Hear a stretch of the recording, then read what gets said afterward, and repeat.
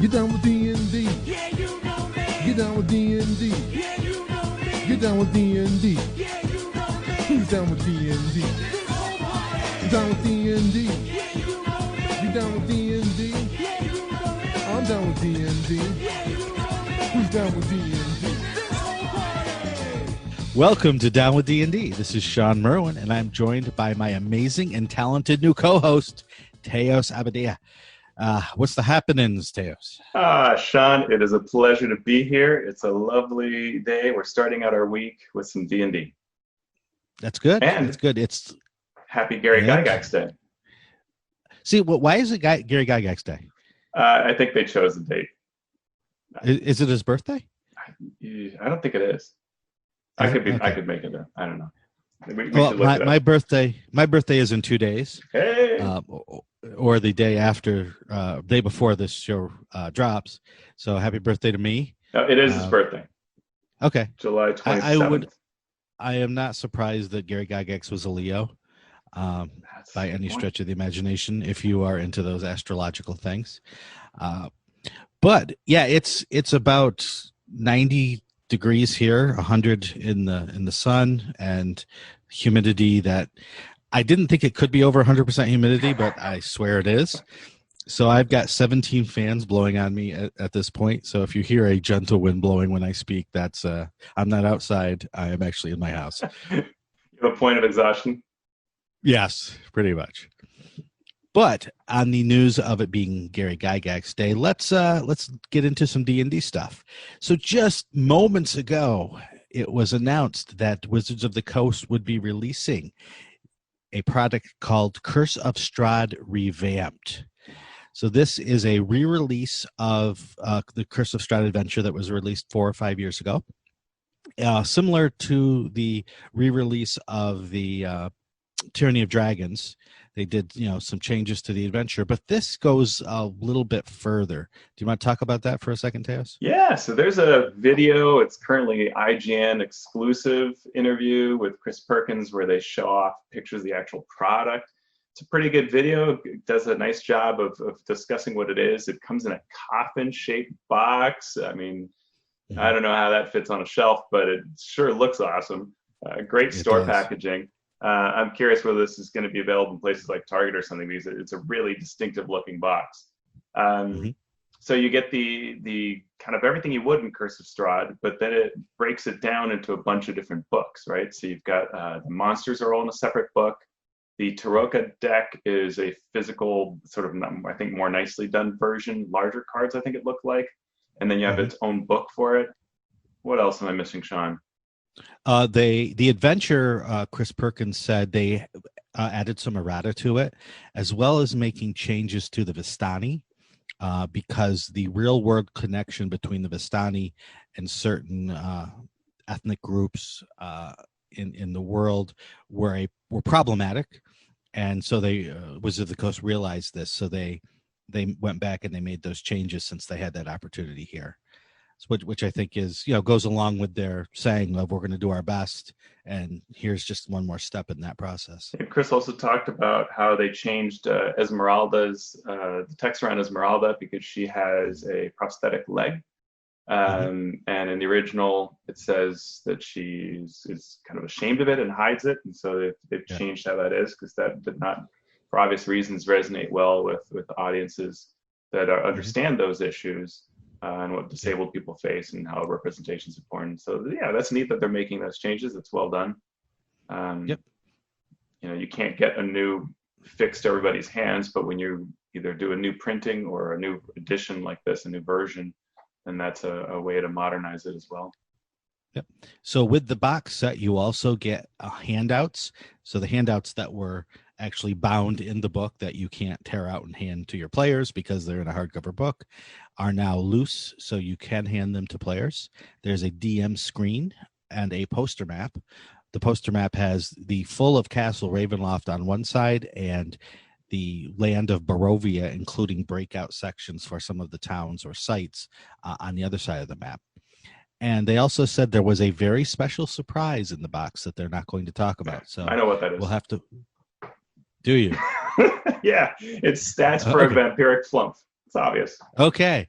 Okay, so that would not be well, that would be a surprise. I don't know how special it would be, but no vampiric flumps That's your appearing price in tag this right there. adventure. That's right. And speaking of price tag, it is a $99 box, which will be released on the 20th of October of this year. So the first thing I thought, and the first thing that probably Teos thought was, Beetle and Grimm does something similar.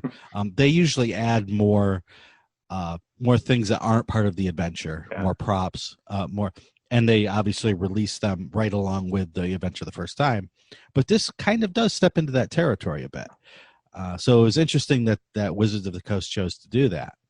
Yeah, this is a lower price point, and I think a lot of it's sort of in just breaking things out. But that's something that Beetle and Grimm has done. They've taken the adventures that they've released in a premium version, and they've broken out adventures into sections so that you can kind of run a little bit at a time, and the content's not overwhelming. You're not flipping through as much, so it looks like they took a page out of that book and separated things out. Having some extra maps and handouts, postcards for inviting players to the first session. That's the kind of thing that Beetle and Grimm has been doing, and that has been really well received for people about it.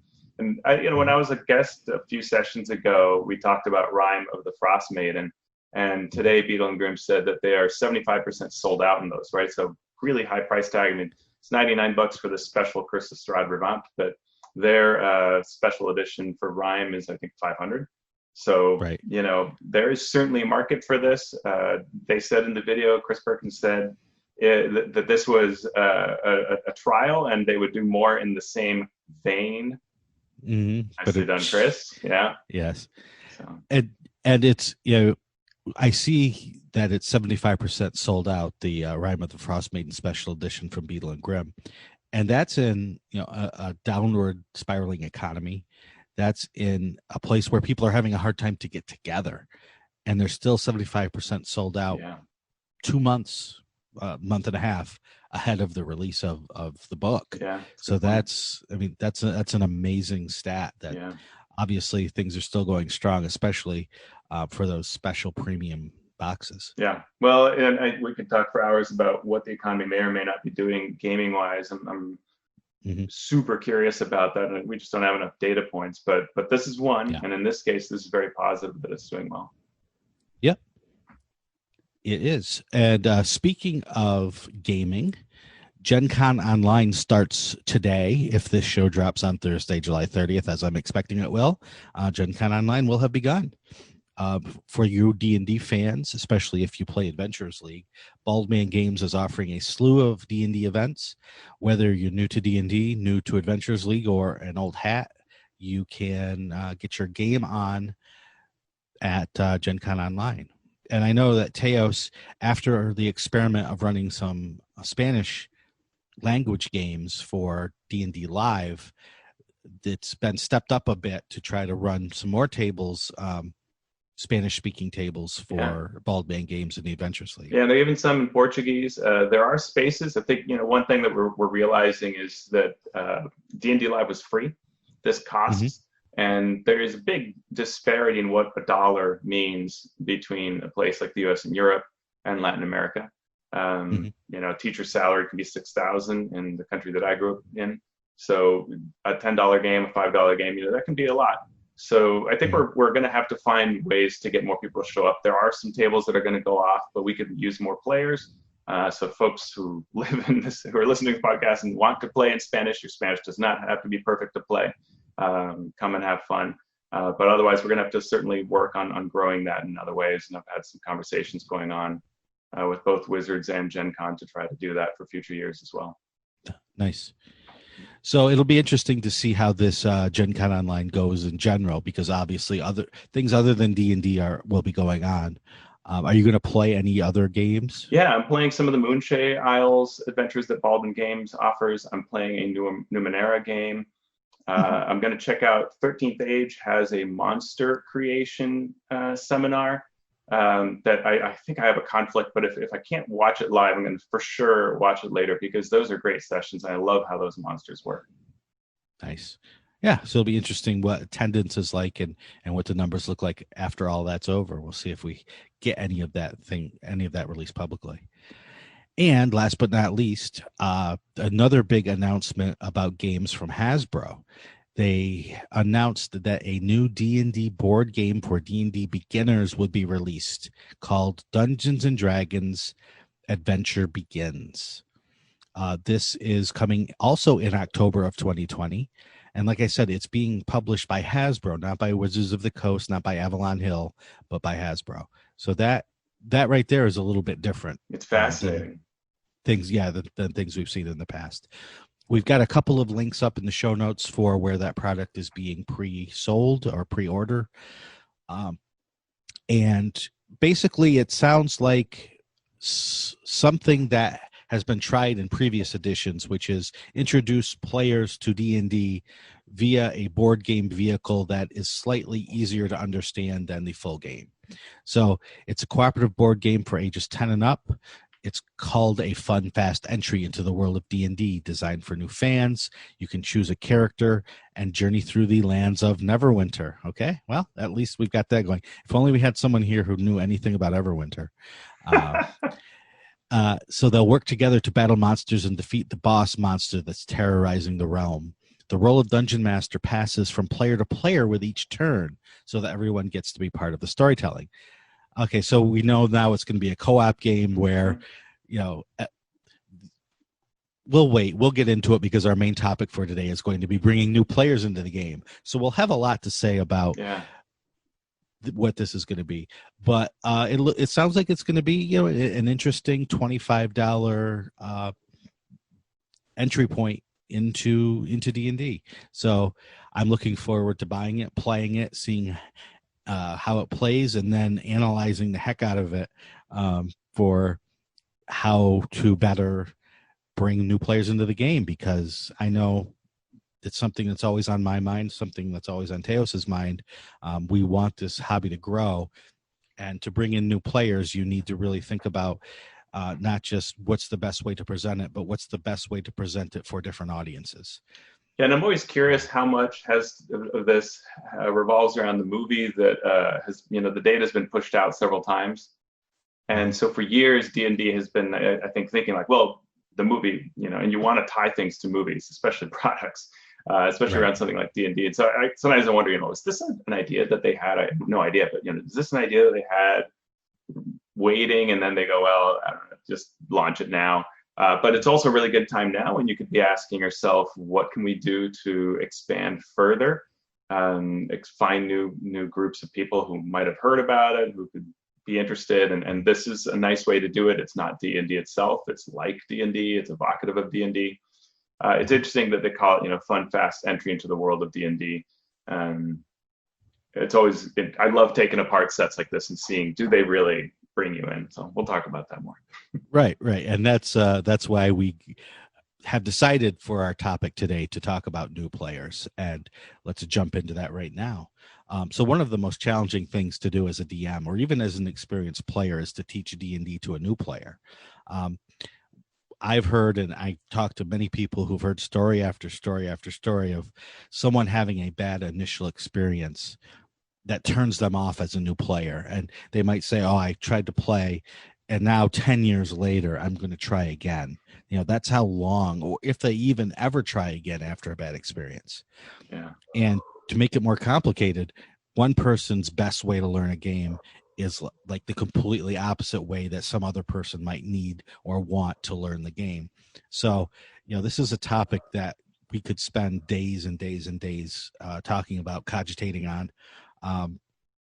But I just wanted to get, first of all, what's been your experience with bringing in new players?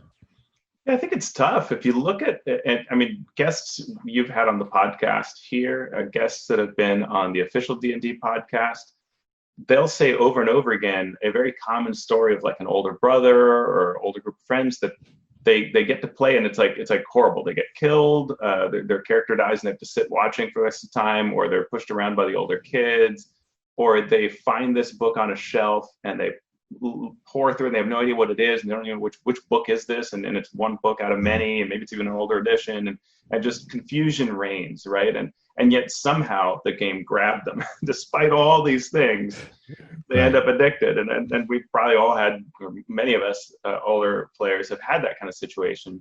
I think you can also now have the Critical Role type thing now. But it's really easy for that experience to go poorly. I think that I have seen it go very well. And when it's gone well, it's because steps were taken to specifically make it a good experience for new players. The adventure was written for that. The convention event was set up that way. The product was set up that way. And so specific things I think need to come together to get you past that kind of bad story that we're used to hearing about. Yeah. And so, as we mentioned earlier, over the years, D&D has tried new and different ways to bring players into the game through products. And going back to the earliest history of D&D, there was a basic D&D and an advanced D&D split during first edition days. And the ironic part, which Teos notes in the show note, is that really neither one was easy to understand. They were basic D&D was a little bit less cumbersome than AD&D, but it wasn't easy by any stretch of the imagination. So to call it basic, but to have it be so complicated anyway was kind of an ironic twist to the whole split. And Teos, do you want to touch on over the years what attempts have been made? Yeah, it's kind of shocking if you look into it. You know, I'm a bit of a collector, and so I buy a lot of these kinds of things. And when there are products that you miss when you don't think about them. So like the Red Box is thought of as being a very successful introductory set, and a lot of people, older people, started with this version of D&D. It's kind of famous as the Red Box and the big red dragon picture. But it is a story-heavy attempt to bring people into the game in kind of an unusual format that we tend to forget about and not talk about, where it's kind of like you make choices as you go. It's almost choose your own adventure-ish kind of thing. And one of the benefits is that you can play it when you just have, a DM and a player, or you can kind of walk yourself through it. Many of us did. If you go to third edition, there's a surprising number of introductory products that never really registered on a super huge scale. Probably the best one was this. It was called Basic Game. So, you'll see the words get reused over and over again. And the Basic Game, in fact, they had, before the Basic Game, they had The Adventure Begins Here, which is the same language as this new set that's being released. Adventure Begins is the name of the new set coming out in October. So the third edition had The Adventure Begins Here. And it had very similar words. Everything you need to start playing is here. And a lot of these things, what they did is they gave you dice, a set of dice, some minis or chits, cardboard kind of tokens, pre-made characters, a dungeon map or tiles, and a short adventure that's supposed to introduce you to it. And I would say almost always the adventure was what I would call lacking. Like not great for what this was supposed to do. It might be just super combat heavy, or it might be confusing, or just not a great story, not very engrossing. 4E had the starter set, it had power cards, and it mimicked the Red Box, even in color and in look. And it featured a booklet that was a solo play, choose your own adventure, where you're in the middle of a caravan attacked by goblins or bandits, I think goblins. And it asks you, what do? Do you try to hide? Do you run forward? Do you concentrate on your inner power or something? And that would decide what class you were in your build, and all kinds of things like this. Even the fourth edition adventure system games or Dungeon Command often tried to be a sort of other gateway, other type of game. Fifth edition had the Stranger Things box set. Now it has this Adventure Begins. Yeah. And each, as you said, each tried to do something, but it never quite captured the entirety of the game or the experience that a new player would need to get comfortable really with the game, it seems. And part of that is because D&D is, and other role-playing games are, unique in that you need a game master, right? You need a dungeon master to run the thing. So to buy an introductory thing, but not either be a dungeon master with the players or be a player without the dungeon master, already puts you behind the eight ball in terms of showing what a D&D session is going to be like. And so that's always one of those challenges. Yeah, it's true.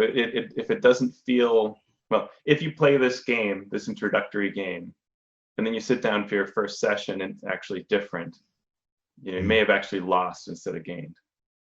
Right.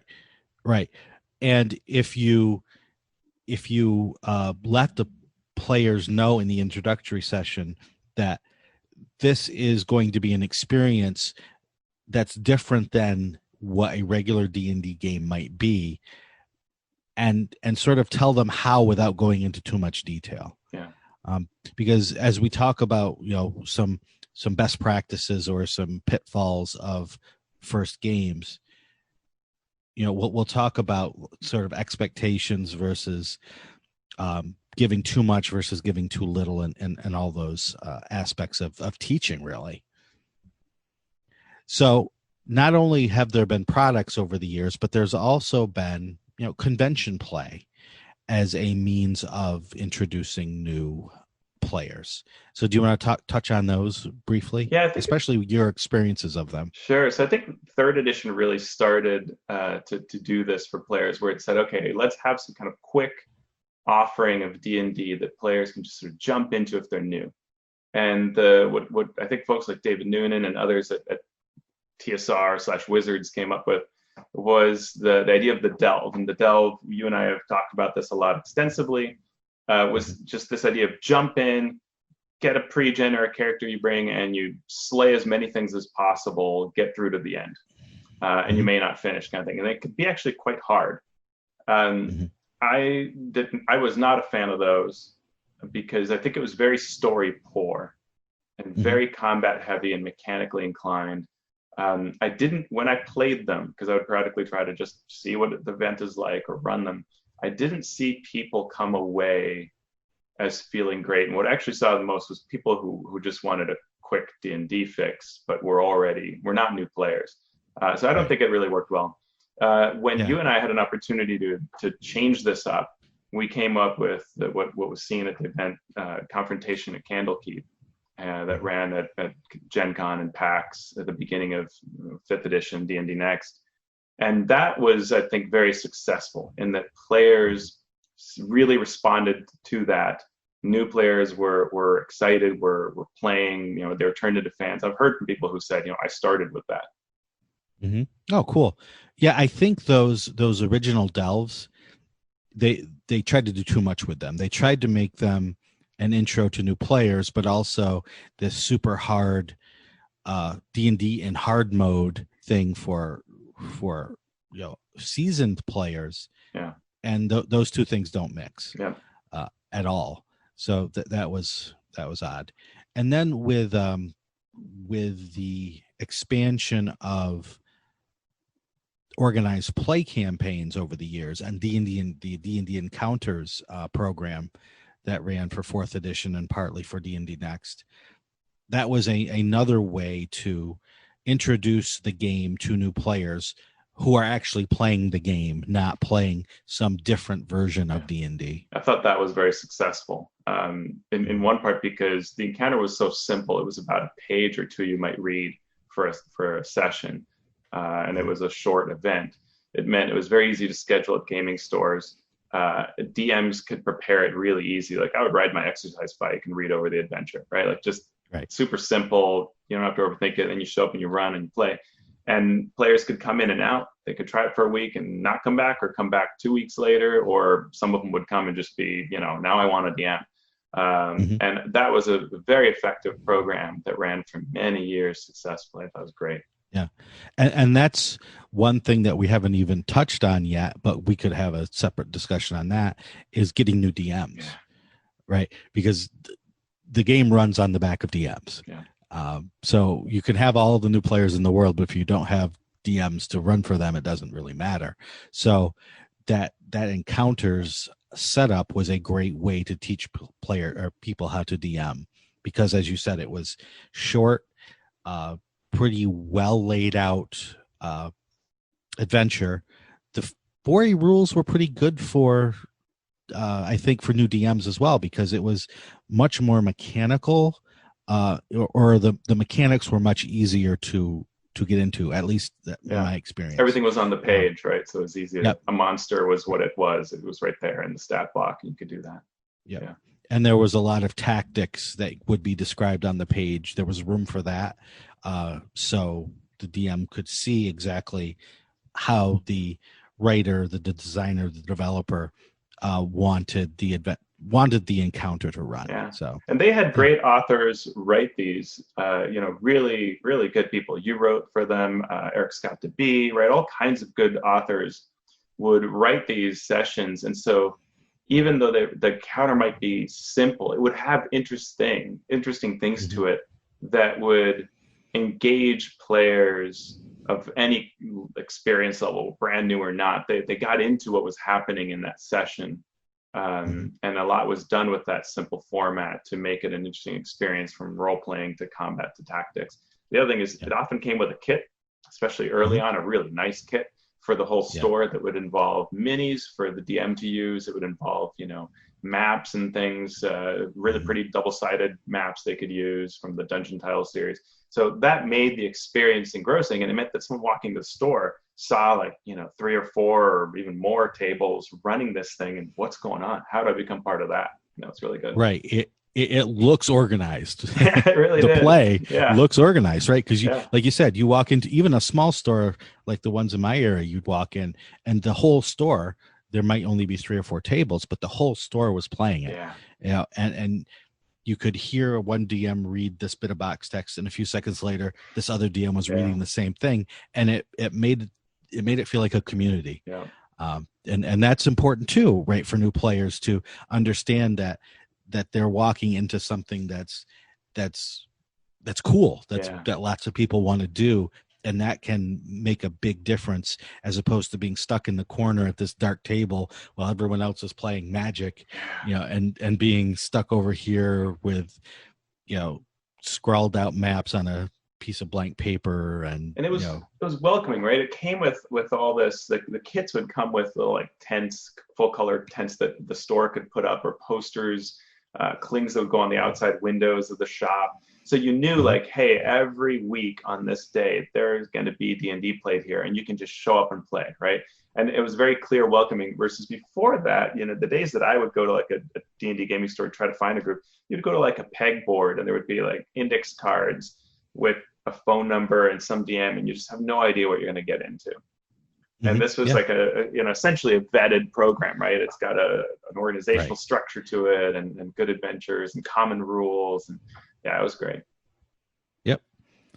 So let's talk for a minute now. We've talked about kind of the big picture, but let's break it down to, you are a DM and you have friends who want to play. They may have heard of it. They may have seen some streaming, but they don't know much. What is the best way to introduce those new players? How do you go about it? What are some tips for doing it well? And what are some caveats about avoiding doing it poorly? Well, you had a sports analogy, right? And I thought that was kind of good. And that's, I grew up playing sports, and then I became a coach and was teaching sports. So, teaching can be done in a lot of different ways. But when I think of teaching activities, I always think of finding a way to do the activity while you're teaching, even if you're not engaged in the full activity. So if you think about baseball, baseball is back in session. Yay. Go. I don't even go sports team. I don't have a favorite baseball I've played the game. Yes, you've heard of that. So if you're going to teach somebody to play baseball, the worst thing you could do is set down the, Abner Doubleday rule book for baseball and tell them to read it, because it's just you lose any interest at that point. They can watch the game, but that really doesn't help them become good at the aspects of the game. what do you do if you're teaching someone baseball? You go outside, you play catch to start with. And then so they can hold the glove, they can hold the ball, they learn to throw. Then it's time to learn to hit. You don't, take them and throw 90-mile-an-hour fastballs at them and say, okay, swing away.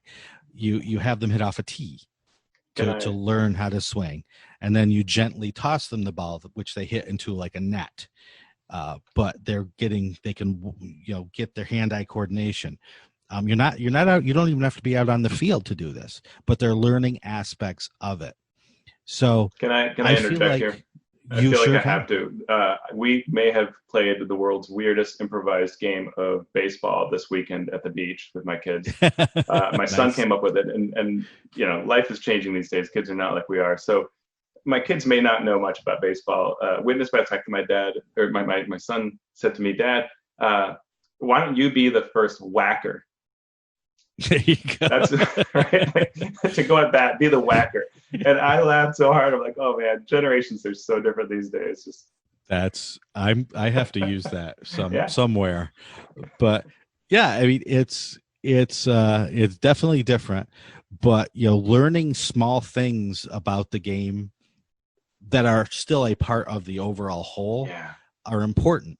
And so that lesson can sort of be given to a game. So what you think about, what are the fun aspects for players of D&D? Well, rolling dice, right? The dice are awesome. The dice, you can buy dice with cool colors. You can buy digital dice. You can do all these things. So a big part of the game is rolling those dice. So your first session, you want them to roll the dice. What are some other things? I think that's really critical, and it reminds me of Chris Tulak, who used to head up Organized Play before Chris Lindsay. He designed in 4th edition an adventure based off of another adventure that existed. He basically created an experience for new players. And what he did is he rewrote sort of what happened in the first rooms of this dungeon so that it would slowly get you into the game. And the very first thing you did was just make everybody in the party made a skill check. Mm-hmm. And then you fought a very easy thing where basically it's almost like everybody's just getting in an attack roll and it's going to be defeated. And then you could play more normally, right? And I think of it as that way. And I also think of it as sort of, if you look at the character sheet, I think character sheets are generally terrible for new players. Mm-hmm. Like if you just look at almost any character sheet, you're overwhelmed and you don't know what's more important. And certainly doesn't tell you who you are as a character or how you're different from another person at the table at a glance. And so if you look at this general character sheet, there's sort of zones, and the 5th edition character sheet sort of has boxes around them, right? There's the skill area and there's the saving throw area. And so if you think of that as different lessons to hit in iteratively, so like start with a skill check. Hey, that whole area in your character sheet, those are the skills. We're going to do one of them. All right, everybody got that. Now you kind of know as a new player where your skills are. And then you can move to another section of the character sheet, right? That's one way to do it. Yeah, and that's that's a very important thing, is that progression of knowledge, where you're not you may hit them with 10 rules the first session, but hit them with one rule at a time rather than hitting them with all 10 at once. Yeah. When 5th edition came out, I wanted so much to create an adventure where the character sheet was this folding piece of paper. So you would start with just a quarter of the sheet, and it would just have your attributes. Yeah. So you would, like you said, you wake up, you don't know where you are, you don't know who you are, you have amnesia, but you know that you have to jump over this stream. All right, give me a strength check. So here's your strength. This is what it means. And then after that first thing, you could unfold your sheet. Oh, your memory's starting to come back. Oh, you know that you are really smart and you have a lot of knowledge. You know that you're very dexterous. Oh, look, you have skills with acrobatics. When you unfold that sheet, now you're unfolding that next set of things. And I think it would have been so awesome if I had any sort of ability to follow through on these things. I love the idea. Yeah. And so if you can do that, the folding sheet is obviously a visual aid to help with that process. But, even just covering part of the character sheet to start with, or blocking it out, or handing them one sheet with just one section, then handing them the next sheet with the next section filled in, just would help immensely. Are we doing it? I mean, I loved, there was that Special Acquisitions Incorporated event that ran at PAX during the Storm, Cloud Giant, Storm King's Thunder. There we go. During that year. And it had a redesigned character sheet that was one page. And up at the top, it just sort of started with what you do, right? And it was humorous. It said things like, for the fighter, it would say, like, you hit things with your sword. Yeah. You know, you get in between your buddies and the bad stuff. Right. It was that kind of language, but it was very good because right up front, it was sort of telling you, here's what your goals are and your sort of way of doing it. And then it had very simple boxes for the important stuff. And it took away a lot of the clutter. And I've seen Merrick Blackman has created some versions of character sheets for conventions. You know, that kind of approach can really help. So it's worth thinking about that for new players. Right. And it sounds sort of silly and flippant, but if you've run games for new players, you have inevitably come across the player who says, ooh, I want to play the wizard, takes the wizard, and then the first thing they do is run up and stab things with their dagger. And while they certainly should be allowed to do that, they need to learn at some point that that's not the optimal approach. If you want to run up and hit things with your dagger, or hit things with a weapon, do I have a class for you? You know, that's over here. Well, and I think magic is tough because spells are so complex. You know, you could spend 5 minutes reading over the stuff that's like the range and the, you know, just that statistical bit at the top of the spell can tie you up in the middle of a game trying to figure out what to do with that. And you haven't even gotten to the spell text. You get to the spell text, it's like this person needs a half hour to just understand magic missile, right? But magic missile is actually very simple.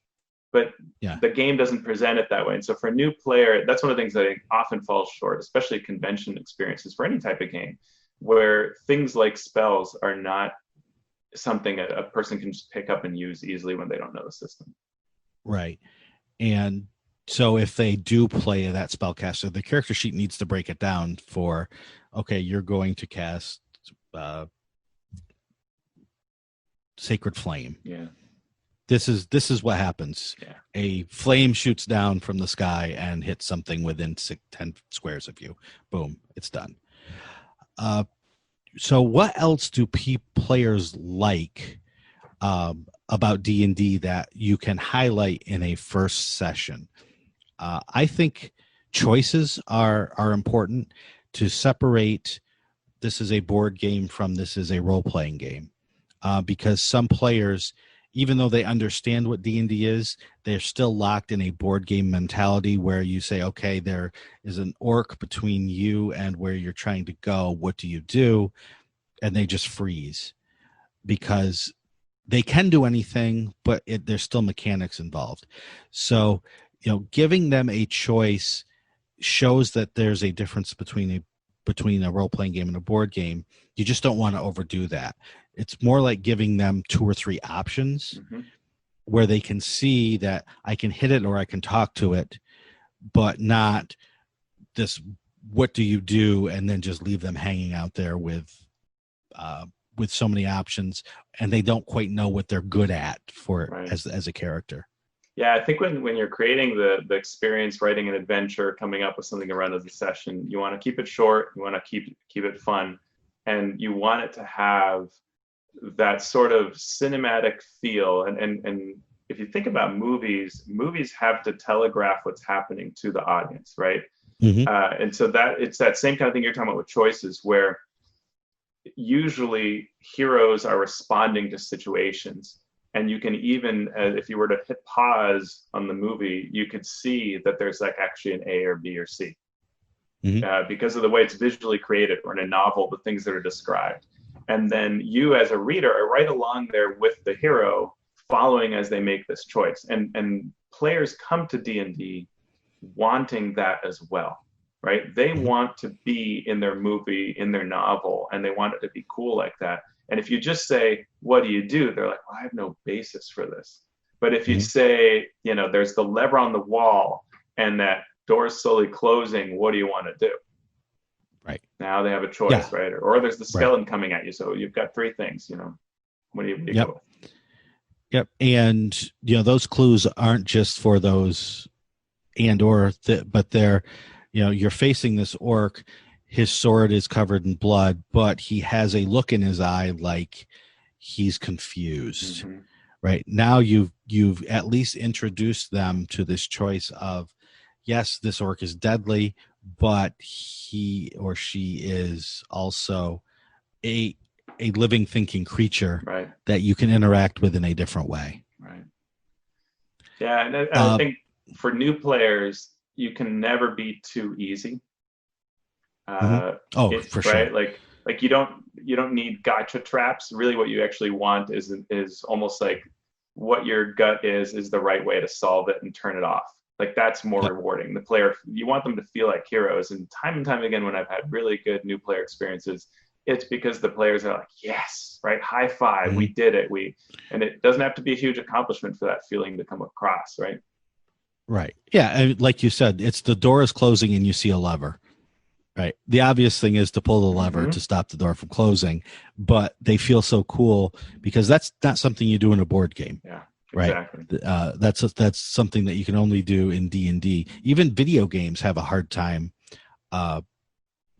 getting that right because sometimes they're so fast that there isn't that time to think about it. So, yeah. The other thing I think a lot of players I know love about D&D is the randomness of it. Is that you never quite know what's going to happen. You know, in Monopoly, you're going to roll the dice. You're going to move between 1 and 6 squares, or whatever the die roll is. You can't go outside of that. For the randomness of D&D, people love Wands of Wonder. People love wild magic. They love the deck of many things. They love rolling on charts and having these wild things happen. And so, if you know that your player is not opposed to such things, then using those tables to bring randomness to the game and still having the game make sense and still having the game flow in a way that's pleasing, if you can do all of that, then you can often have a player for life after that.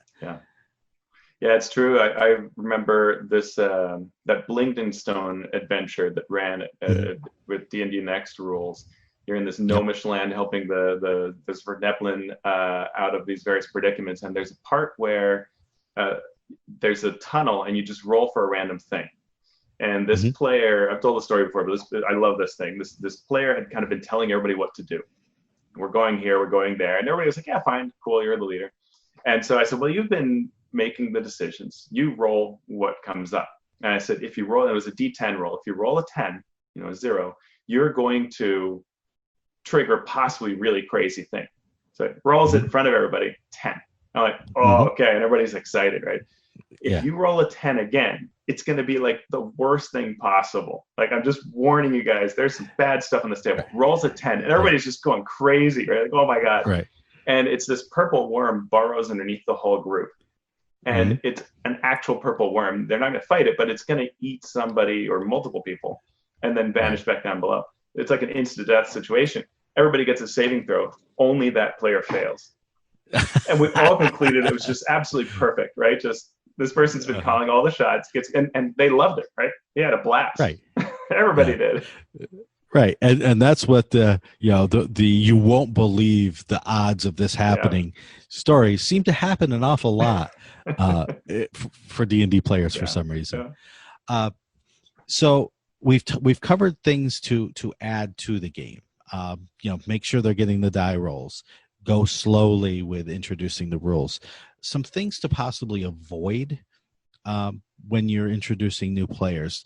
The one that comes up the most for me, especially if the players don't know each other when they sit down, is avoiding player versus player conflict between party members.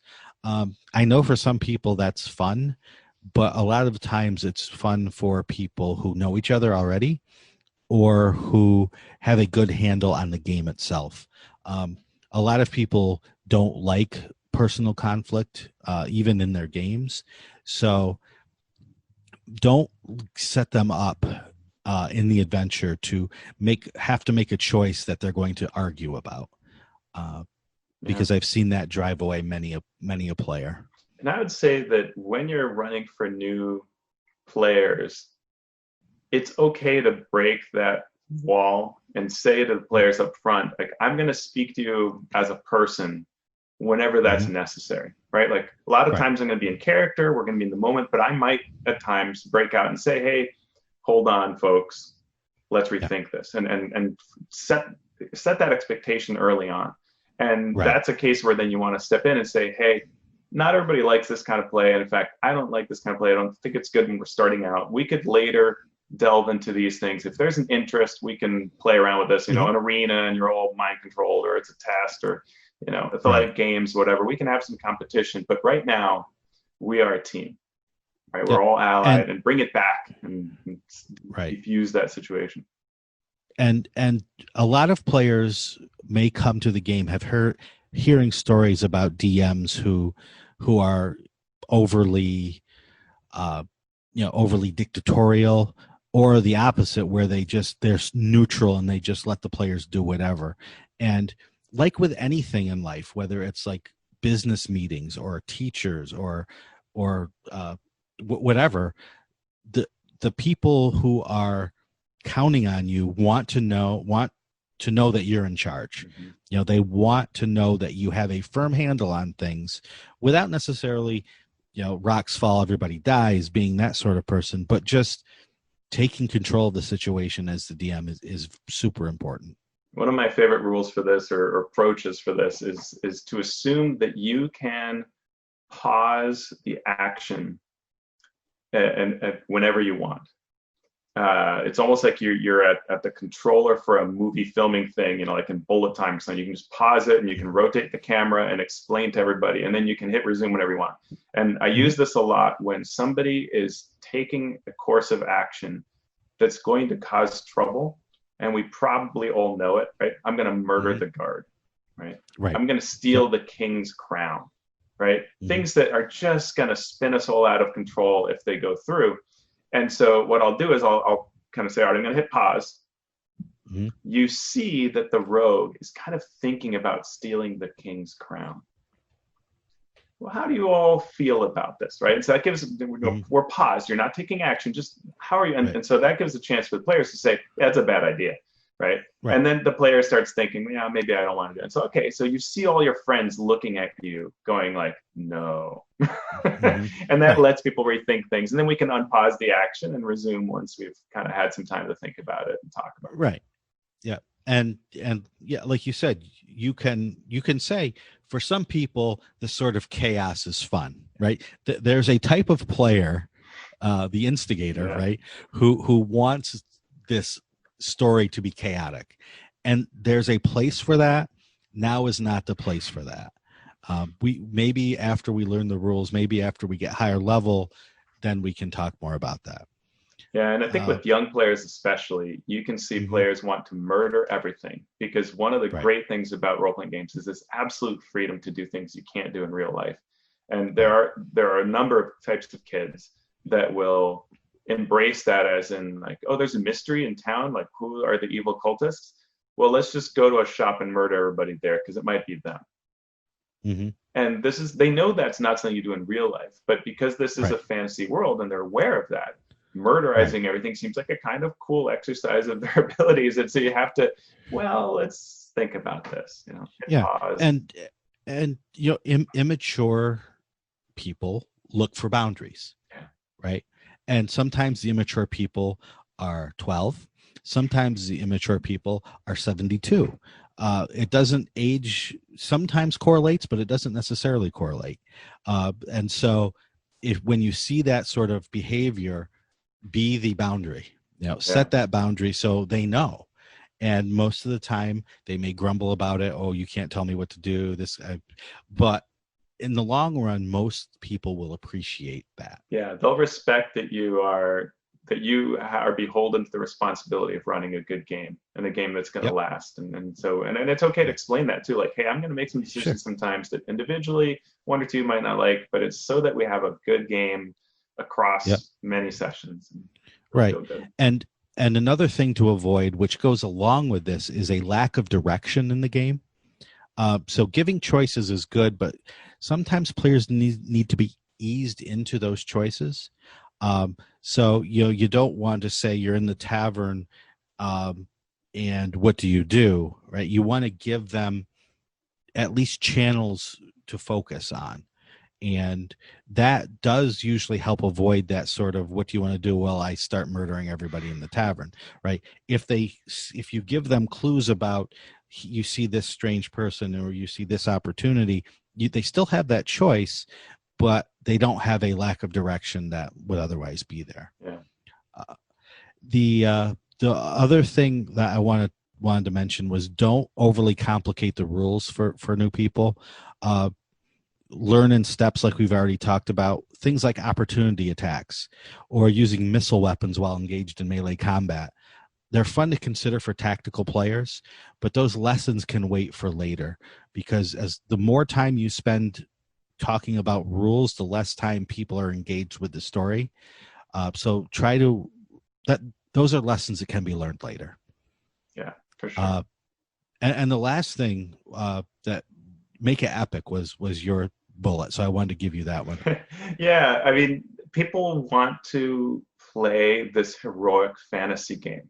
So give them that, right? Don't give them, we laugh about rats in the cellar, but don't give them something so mundane that when they come home, to whoever they hang out with, that they don't have a story to tell. Like it should be worth telling. And those, and it doesn't have to be super insane high fantasy, but it can just be things like, there was a bear that was going to attack us and I was able to talk it down, right?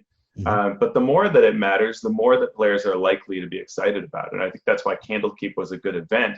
They were really playing a big role in erecting the wards that would save Candlekeep. And at the end, they fought a dragon. They did it together with a lot of other tables in a convention format, but it was a really cool event, and that sold them on the game, and it led them to doing really exciting things at the table and that kind of thing, right? So make it epic, make it interesting right from the start, so that it's a neat experience for them that they want to talk about and dream about and recall. Right, because they weren't just fighting a dragon, right? They were fighting a dragon on the rooftop towers of Candlekeep as the dragon flew from spire to spire to spire, where sometimes they were riding the dragon around. So it doesn't have to be a dragon, but just make the visual, right? If you're describing it in movie terms, make it memorable, right? If it's going to be rats in the cellar, put the rats there on fire and they're they're running through oil, which is lighting and spreading around the room, and describe it in big grand ways, even if it doesn't mechanically mean anything. Those memorable episodes of adventures are what keep players coming back. Absolutely. And the last thing we were going to talk about, and we probably won't get too deep into it, is if you're running for the first time for, say, a home group, whether it's better to have a session 0 where you spend 2 hours creating the characters, or whether you hand out pre-gens and start playing immediately. There are pluses and minuses to both of those. I've seen character generation sessions where people had such a great time and it was wonderful, and then they played the first session and it wasn't as good as the character creation session, so it sort of fizzled out because they didn't get into the game right away, and they had these grand ideas for their characters but that didn't translate well to play. And I've also seen the opposite happen, where people jump in immediately but they don't feel attached to the pre-gens, so it didn't feel like a grand story to them. So how do you like to handle those things? I generally tend to think pre-gens are good for any kind of convention event, anything where you have limited time. If you really feel like, I think a lot of it depends on what you know about your players. If you know your players are in it for the long haul, and you think they have the patience for character generation, then I think it can be fun. What you have to be careful about is that often now you're learning the rules during character generation, which can make it less attractive for people who just kind of want to play. I always dream of a sort of in-between, and this is kind of like your fold-out character sheet idea. I think it would be so awesome if you could have a character sheet that has most of things filled out, but has a few blank spots that you would place stickers on based on your choices. So like, what type of, what's your subclass, or what's your background, or some choices like that you could make, right? Do you want to be, you're playing a fighter. This one's a pirate that uses a rapier, and this is one that's, sort of heavy shield, armor, defensive type person. Make the choices. Who is she? Here are your stickers for it. Like, I think that would be kind of a lot of fun, right? So you're buying into what the character is, but you're not getting bogged down in, what does it mean to have a +1 to attack with a rapier versus a +1 to armor class? Like, who cares? Just what's the concept you want, right? Is what we want people to think one way. The rules force us to think another way, and that's the danger of character generation. Yeah, it's true. And I think the point to end on here, and one we didn't even have down, is know your players, if possible, right? Know what they want, because then you can tweak this introduction. If they do have a stomach for more in-depth rules discussion before playing, then you can add in a few more things that will smooth out play later. Whereas if they're all about the character and the story, just get them in the character that they want to play, making decisions and affecting the story that's going on in the adventure. Yeah, absolutely. Cool. All right. Anything else you want to say on this topic before we head out? No, I think we did it. That was a good coverage. Excellent. So I want to thank everyone for listening, and I want to thank the patrons who keep the lights on here at Down with D&D. If you want to be a patron, you can support the show at patreon.com/MMP, where you support not only us, but Misdirected Mark Productions and Pandas Talking Games. If you can't help us by becoming a patron, you could give us a review on whatever media that you listen to our show on. We'd appreciate that. Or give us a shout out on whatever social media outlets that you use. Speaking of the social medias, Teos, where are you on those things? You can find me on the Twitter at AlphaStream. My blog is alphastream.org, and I've been having fun on the Misdirected Mark forums. I am also on those forums at forums.misdirectedmark.com, or you can follow me on Twitter at Sean Merwin. Down with D&D is a Misdirected Mark production, the media arm of Encoded Designs. So, for the second time, Teos, what do you think we should do now? Let's go kill some monsters with new players. As opposed to killing new players. Get down with D&D. Yeah, you know me. Get down with D&D. Yeah, you know me. Get down with D&D. Yeah, you know me. Who's down with D&D? This whole party. You down with D&D? Yeah, you know me. You down with D&D? Yeah, you know me. I'm down with D&D. Yeah, you know me. Who's down with D&D?